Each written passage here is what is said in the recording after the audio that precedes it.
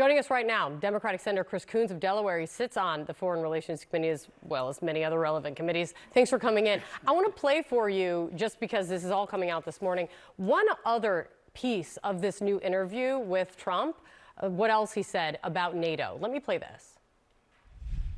NATO calls me daddy. I mean, I have a lot to say about it. Look, I raised, the GDP from 2% to 5%.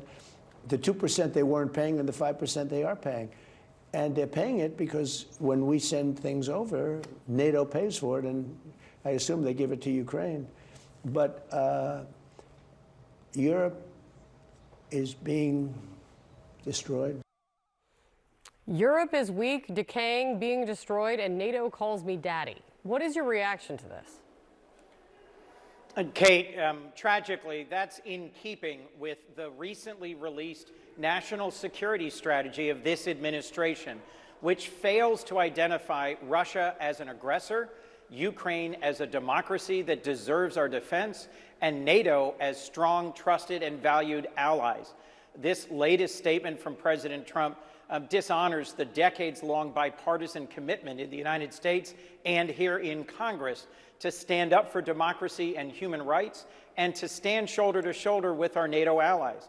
As the president just referenced, they've stepped forward. They've made significant investments in Ukraine security, in European security. They're showing strength, not weakness, and a decision just made by President Trump to allow the export of cutting-edge AI chips to China further alarms me that he doesn't understand the moment we're in and is making national security decisions with regards to Europe and Asia that are weakening the United States, not strengthening us. What does this do, though? Hearing this new broadside attack from the president, you say it dishonors the alliance, but what does it do? Look, most world leaders are increasingly just ignoring what President Trump says or tweets one day to the next, and they try to look at the actions and decisions of the American government, the American Congress, and President Trump. Unfortunately, as they look at his tariff policies, they've seen over months that it's unpredictable, chaotic, and destabilizing. So a statement like this concerns our European partners because they think there may be actions that will follow, actions that would cave to Russian aggression and weaken the North Atlantic alliance between the United States and our trusted European allies. I also did not give a big endorsement in this interview to Ukraine's negotiating position in trying to bring an end to Russia's war on Ukraine, saying at one point essentially that Ukraine needs to accept that it's losing. I mean, what and called Zelensky, I call him P.T. Barnum, is what he said there. What impact is the president having on these negotiations to end that war at this point? A very harmful impact. Look, when President Zelensky first met with President Trump in the Oval Office many months ago, and they had a disastrous meeting, and Trump kept saying, "You don't have the cards," that's because he'd taken them away, proactively conceding to Putin that Ukraine may never join NATO, proactively conceding to Putin that Russia will get even more territory than it's been able to conquer in years of aggression and war, and failing to identify Russia as the aggressor weakens Ukraine, weakens the West, weakens the United States. President Trump is trying to show urgency to resolve the war between Russia and Ukraine, but he's doing it in exactly the wrong way, by undermining the country that has bravely fought for its freedom and ignoring or undermining our allies who are sustaining and supporting Ukraine in that fight. It's exactly wrong.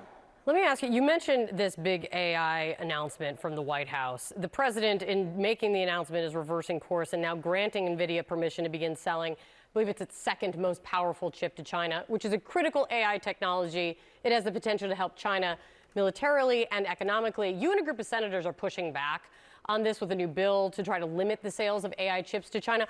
But the pushback from the White House against these national security concerns that you raise is David Sachs, it's the AI czar, if you will, says that increasing NVIDIA's sales to China would actually make Chinese companies dependent on its technology, giving more money to it to develop future generations of chips, essentially saying making China dependent on the United States-ish. Why not? Look, Kate, decades of industrial experience by leading American companies shows he's wrong. AI chips are transformational. AI technology is transformational. This isn't just a matter of whether cars made in the United States or cars made in China are going to be bought more by Chinese consumers, which is how David Sachs is posing it. He's suggesting that chips are just commodity items. They're not. They are the brains of the new generation systems that are transforming everything from farming and food production to education and national security. A broad bipartisan group of senators has joined me in introducing, along with Senator Ricketts, a bill that would prevent the export of cutting-edge AI chips.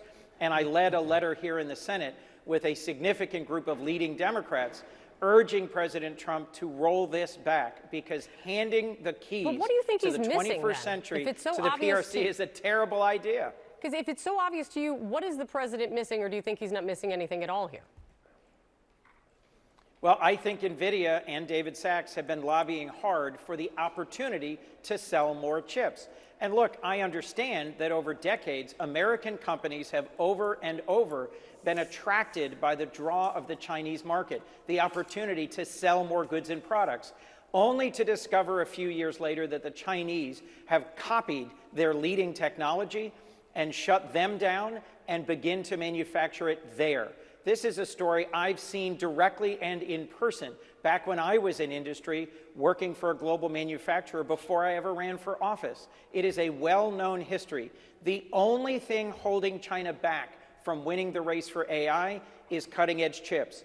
They have a great workforce of cutting-edge engineers. They are able to deliver a huge data set to train AI with more than 1 billion people. They are delivering baseload energy faster than we are. So across the whole stack, we have a critical competitive advantage in chips, chip design and chip manufacturing that China can't catch us on unless we give it away. This is a moment of profound weakness that will be remembered for a long time. It is a very bad decision for our national security. Important conversation happening in very real time. Senator, thank you for coming in. I appreciate your time.